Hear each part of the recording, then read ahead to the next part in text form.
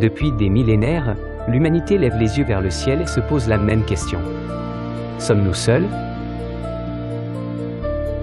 Nous cherchons des signes, des lumières étranges, des signaux radio, et pourtant...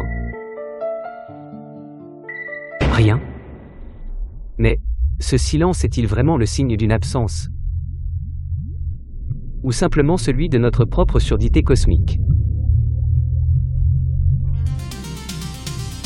Dans notre galaxie, la Voie lactée, il y a environ 400 milliards d'étoiles.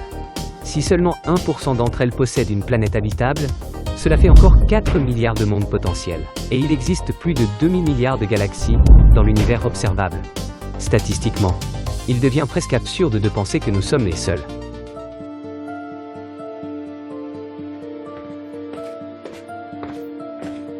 Si la vie est si probable, où sont-ils?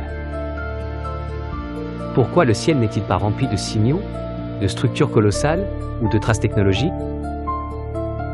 Peut-être que les civilisations avancées ne veulent pas être vues, ou qu'elles se sont éteintes avant de pouvoir voyager. Ou encore, que nous regardons sans savoir quoi chercher.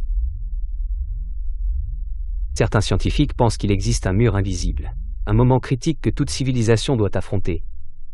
La guerre, la pollution, l'intelligence artificielle, ou simplement le temps.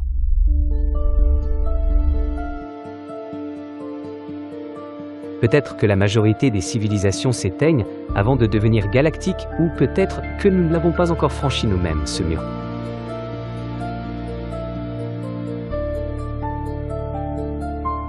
Et si la vie extraterrestre n'avait rien d'humanoïde? Et si elle existait sous des formes que nos sens ne peuvent percevoir? Plasma conscient, intelligence quantique, nuages d'énergie pensante? Peut-être qu'ils sont là, mais invisibles à nos yeux d'humains limités.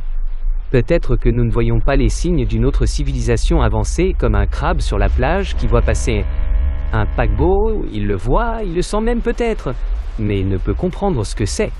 Pour lui, ce n'est qu'une ombre géante sur les vagues.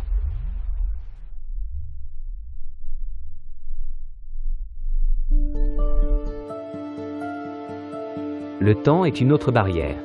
Une civilisation pourrait être née, avoir atteint son apogée et s'être éteinte des millions d'années avant que la Terre n'existe. Nos époques peuvent simplement ne jamais se croiser. L'univers est vaste, mais surtout incroyablement vieux.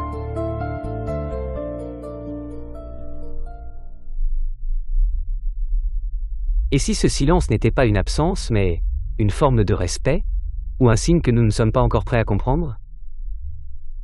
Peut-être qu'ils attendent que nous dépassions nos querelles, notre peur, notre orgueil. Peut-être qu'ils nous observent, simplement. Et si, finalement, le but n'était pas de trouver une autre vie, mais de devenir cette autre vie, d'évoluer jusqu'à comprendre que nous faisons déjà partie du grand tout. Nous sommes l'univers qui s'observe lui-même. Et peut-être qu'au moment où nous comprendrons cela, ce silence aura peut-être enfin une raison de nous répondre. Mais nous gardons ce sujet pour notre prochaine vidéo.